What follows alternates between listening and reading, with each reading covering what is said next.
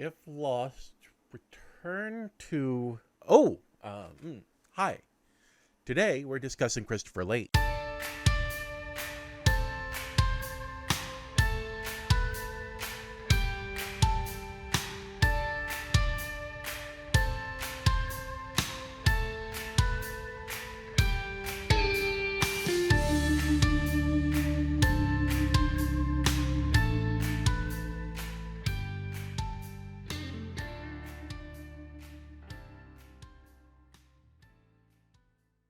Sir Christopher Frank Carandini Lee was born in 1922 in the affluent neighborhood of Belgravia in central London. His father was Lieutenant Colonel Geoffrey Trollope Lee, and his mother was the Countess Estelle Marie Carandini de Sarzano. Geoffrey was a veteran of the Boer War and World War I, and the Countess modeled for numerous artists and traced her family lineage back to Charlemagne. When Christopher was only 4 years old, his parents separated, and his mother took him and his sister Zandra to live in Switzerland. They would return to London after the lieutenant colonel and the countess finalized their divorce. His mother remarried, this time to banker Harcourt George St. Croix Rose, who was also the uncle of James Bond creator Ian Fleming. Lee applied for a scholarship at Eton, but low math scores caused him to narrowly miss qualifying for assistance. Instead, his father paid his tuition to Wellington College, where Lee would study ancient Greek and Latin. He did not continue acting at Wellington, and he disliked the college's parades, weapons training, and mock battles. He left school a year before graduation after his father went bankrupt. After spending time abroad, he returned to London and worked as an office clerk for the United States Lines until 1939, when the Second World War broke out. He took on a number of jobs in the early days of the war, after spending 2 weeks as a volunteer for the Finnish army on the Russian front.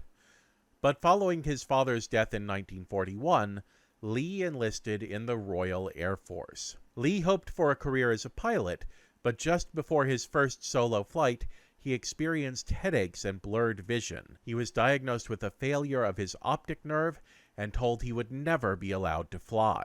The Royal Air Force would move him from assignment to assignment, with nothing really to do until he applied to join RAF Intelligence in an attempt to, in his words, do something constructive. He wound up as an intelligence officer for the North African campaign, from which he hopped from hotspot to hotspot throughout the war and, following the war's end, spent time with the Central Registry of War Criminals and Security Suspects, hunting down and interrogating Nazi war criminals. He retired from the military in 1946 and turned down an offer to return to one of his old civilian jobs because he couldn't imagine returning to work in an office.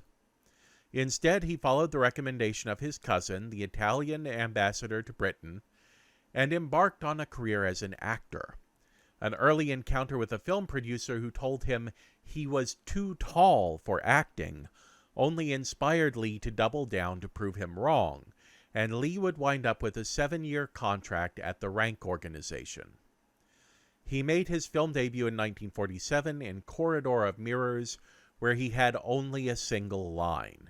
He played small roles and did uncredited extra work for the rest of the 40s and into the 1950s, when he started picking up work with the British National Studios, where Douglas Fairbanks Jr. had started producing films. He began working non-stop in stock action roles for both film and television, with American actors and producers who were working in England.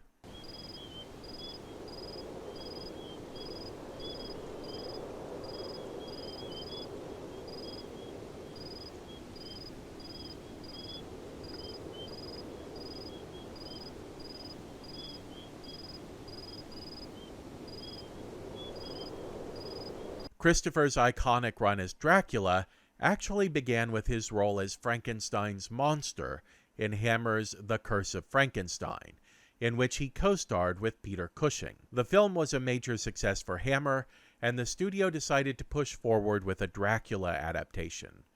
Producer Anthony Hines would later say that the studio did not even consider casting anybody else as Dracula, but that Christopher Lee had been at the top of their list from the very beginning. 1958's Dracula, retitled Horror of Dracula for the American market, was the first of 10 films in the studio's Dracula franchise that would ultimately bring Dracula into the modern day. Dracula Has Risen from the Grave was the 4th installment in the series and the 3rd to star Christopher Lee, who had sat out the first sequel, The Brides of Dracula, where his character did not even appear. It was the first film made after the studio had moved from its former home at Bray Studios to its iconic home of Pinewood Studios. By this point, the series had already become a major success story in the British film industry, and during filming, Hammer received the Queen's Award to Industry, the first time that it was ever given to a film studio. Oh, what's the matter? What have I done? There is a girl. A girl? The niece of the Monsignor. Maria? Bring her to me. What do you want her for? You've got me. Bring her to me! Christopher Lee's take on Dracula is often credited with introducing the idea of quiet eroticism to the character. Through 8 of the 10 films, we see Lee perform a Dracula who is self-assured and confident, not cocky, but genuinely aware of his own greatness as an individual. Peter Jackson once told the story of working with Christopher Lee on the set of the Lord of the Rings movies, where Lee interrupted him in mid-direction to correct him on the actual sound made by someone when they have just been stabbed in the chest. And Lee's Dracula is definitely somebody with first-hand experience of that sound. Like, I know Dracula has been played by multiple war veterans, but if you told me specifically that Christopher Lee knew what it was like to watch the life slowly leave someone's eyes under his own hands, I would totally believe that.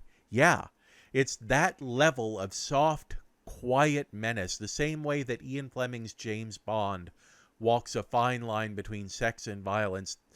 That is what colors Lee's performances. Christopher Lee's love of his Dracula performances waxed and waned depending on the individual movies, but he often relished the chance to work with his good friend Peter Cushing.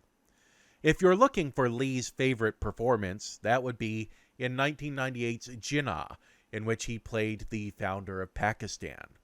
But if you're looking for the movie that Lee would call the best that he had ever performed in, that would be 1973 classic and one of my personal all-time favorite movies, The Wicker Man. What do you think of Christopher Lee's Dracula? If I had to pick a word to describe the general atmosphere of the character when he plays it, I would pick the word imperiousness. This is a man who thoroughly believes that he was born to rule.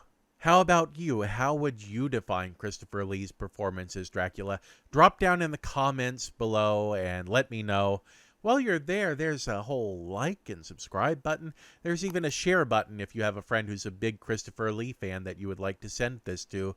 And they can even drop into the comments and tell me exactly what I got wrong about Christopher Lee's biography. I'll see you soon with yet another Dracula for the countdown, but until next time, I am Glenn Williams, the Film Optimist, and remember to watch like it means something.